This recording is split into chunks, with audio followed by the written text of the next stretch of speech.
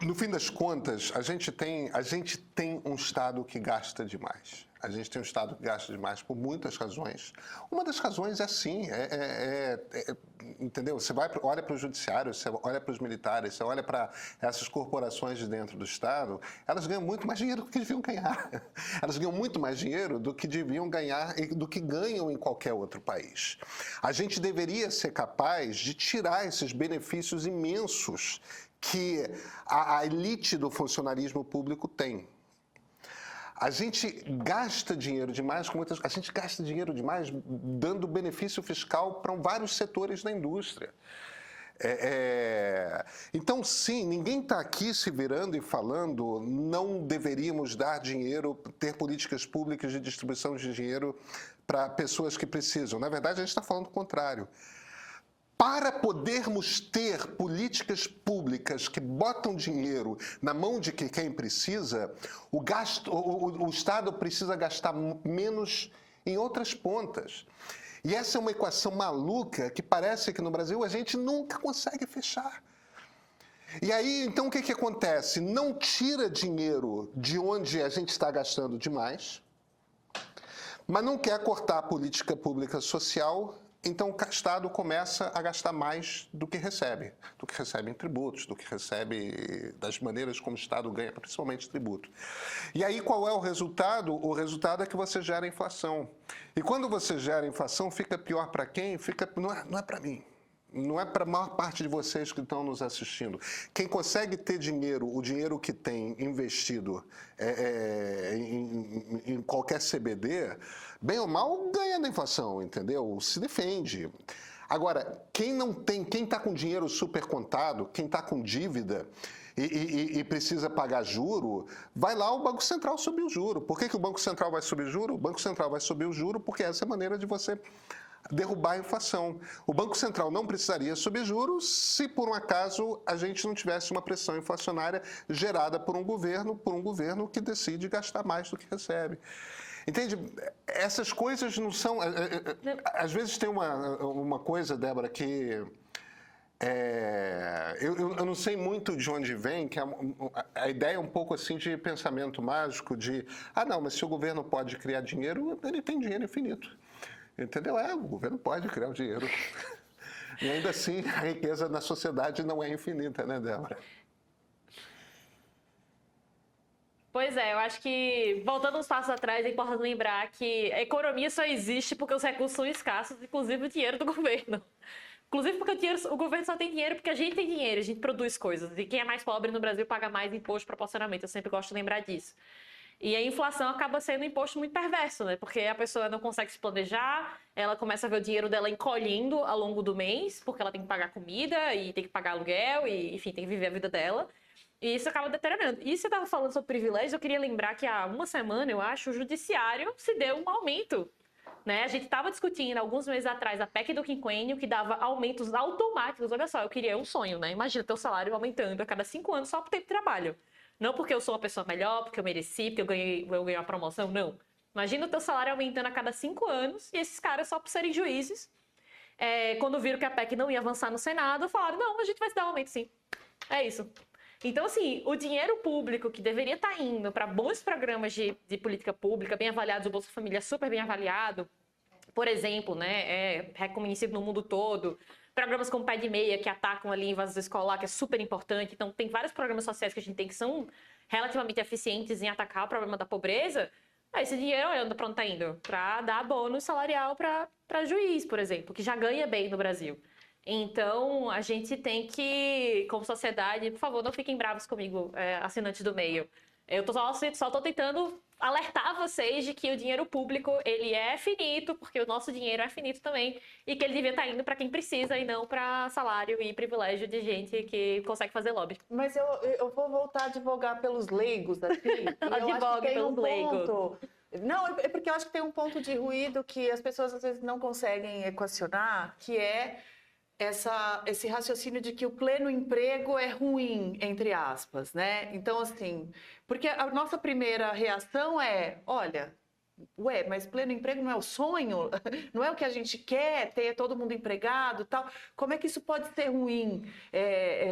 Eu acho que isso é uma coisa que você poderia explicar um pouco melhor. Não, exato, não é nem que é ruim, é só que, tipo, a partir do momento que a gente não tá, como país, conseguindo criar as condições para que a gente consiga aumentar a capacidade da economia de crescer, você só gerar o pleno emprego, ou seja, tipo, você tem um limite aqui, né? Você tem um container, um copo d'água. Se eu encher de água, o pleno emprego é o quê? Quando eu encho de água aqui. Se eu colocar mais água, esborra inflação. O que eu preciso fazer é dar um jeito de aumentar esse copo. Tentando traduzir isso da maneira mais simples possível, quando a gente fala do emprego, não, o emprego tá aqui. Então, se a gente quiser gerar mais emprego, e eu sou super a favor, eu quero todo mundo empregado, todo mundo trabalhando, é a melhor coisa da vida. Em bons empregos, de preferência. A gente precisa dar um jeito de estruturalmente crescer esse copo, que é crescer produtividade, é fazer com que os empresários se sintam confortáveis nesse país. Dizer, não, o governo está fazendo tudo direitinho, estou investindo em educação, estou investindo em tecnologia, a gente vai conseguir desenvolver. Quer saber, eu vou investir mais. Aí o cara consegue aumentar, e aí a sociedade consegue aumentar esse copo junto. E aí a gente consegue botar mais água. Não adianta eu querer encher esse copo, botar 2 litros nesse copo que não vai caber. Vai esborrar e vai esborrar a inflação. Eu acho que essa é a melhor maneira que eu tento explicar o problema, aspas, do pleno emprego. É que quando ele bate no limite da capacidade da economia, ele vai esborrar em coisas que a gente não quer, como inflação, que acaba prejudicando quem mais precisa. Entendi. E tem mais uma coisa que, se o Pedro e a Luísa me permitirem, não é porque eu acho que essas explicações, Débora, a gente tem o privilégio de ter você como nossa colunista e o nosso público... ele se divide muito, né? Ele fica ali sem conseguir colocar as coisas nas caixas aqui, e eu acho que a gente tem que aproveitar essa oportunidade, né? O que tem assim, tem muito meme na bolha da esquerda, por exemplo, que acusa o mercado, esse ente, né, que a gente tem às vezes dificuldade de compreender, que a gente às vezes acha que é o empresário, mas aí a gente sabe, por exemplo, que a indústria defende coisas muito diferentes do mercado financeiro. Então também depende, não é? O empresário também é uma figura meio porque no fundo amorfa, o mercado, né? São as pessoas. Né, no final das contas. Mas assim, por exemplo, uma das coisas que pegam assim, é tentar entender por que o mercado ficava relativamente calmo diante de um governo com tantos outros problemas políticos e sociais e de visão de mundo, etc., como foi no governo Bolsonaro. Então, um meme que eu vi ontem, por exemplo, foi o mercado estava calmo enquanto as pessoas pegavam osso no caminhão. Porque aquilo foi uma foto realmente uma foto. Veja, a foto não é o problema, né? O problema é a realidade, né? Que a foto revela, né? Mas a gente passou realmente por um período de um governo que teve várias outras frentes de problemas importantes e que o mercado, entre aspas, parecia estar relativamente tranquilo diante de um ministro da Economia, que era o Paulo Guedes, porque atendia algumas dessas demandas. Como é que você enxerga essa crítica? A gente tem duas camadas na análise, então vou pedir a paciência de quem está assistindo a gente. Uma coisa não sei se atendia tanto assim não, porque o Paulo Guedes falou uma coisa que eu nunca esqueci, que se a gente fizer muita besteira, o dólar chega a 5. O dólar chegou a 5 antes do final do mandato. Então quer dizer que o mercado, enfim, no final das contas, chegou ao ajuste. A taxa de juros aumentou muito no final da pandemia. O Roberto Campos Neto, com todos os defeitos que tem, de se posicionar politicamente muitas vezes, subiu a taxa de juros antes da maior parte dos países do mundo. No fim ali da pandemia, quando as economias estavam se reajustando, voltando ao normal, vamos dizer assim. Né? E aí as taxas de juros começaram a subir no mundo. Se você olhar os gráficos de todos os bancos centrais, os principais, eu cheguei a olhar, tive essa curiosidade, Brasil foi antes dos outros, que é o que tinha que ser mesmo, porque a gente é muito sensível, né? Se outros bancos aumentassem antes, a gente ia ter muita retirada de capital aqui. Agora, existe uma coisa que, de fato, existe uma paciência, pelo menos a impressão que eu tive é que eu vi uma paciência maior, porque o Paulo Guedes era um cara que falava a linguagem do mercado. Então, ter um ministro ou ter um porta-voz do governo que consegue se comunicar em termos que o mercado entenda melhor, é evidente, te dá um espaço, ou vamos dizer assim, te dá mais paciência. Porque o mercado, gente, são pessoas.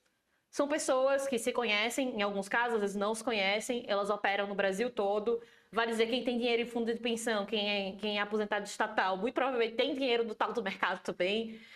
Empresários, quando não estão investindo ali na indústria, também tem dinheiro no mercado. Então, se você tem algum dinheiro em algum banco, você está no mercado também. Já digo logo. Então, né, são todos esses agentes agindo. E aí, claro que tem aquelas pessoas, fulano de tal banco, tal pessoa ou tal consultoria fala tal coisa.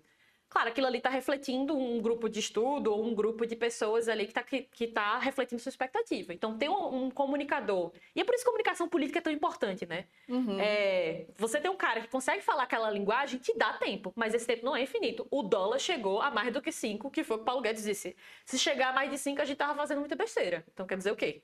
Que no final das contas, algo que ele fez não estava certo. Aquela PEC dos combustíveis que foi feita ali no final, que, enfim, a reeleição do Bolsonaro aumentou muito o gasto público, o mercado não ficou satisfeito com nada disso, então a gente teve aumento de juros ali no final da pandemia, a gente teve aumento do dólar, tudo isso que a gente está vendo agora, inclusive. Então, existe sim, como é que eu posso dizer? O mercado reage de maneiras diferentes, a depender da comunicação, pode dar mais tempo para o gestor público, mas eventualmente é uma coisa que a gente aprende em economia, as coisas vão para o equilíbrio. E ele pode ser bom ou ruim. Então, por isso que eu falei, tem camadas. Por um lado, sim, eu entendo essa percepção. Por outro, eu acho que o pessoal, os membros da esquerda, estão com a memória um pouquinho defasada aí.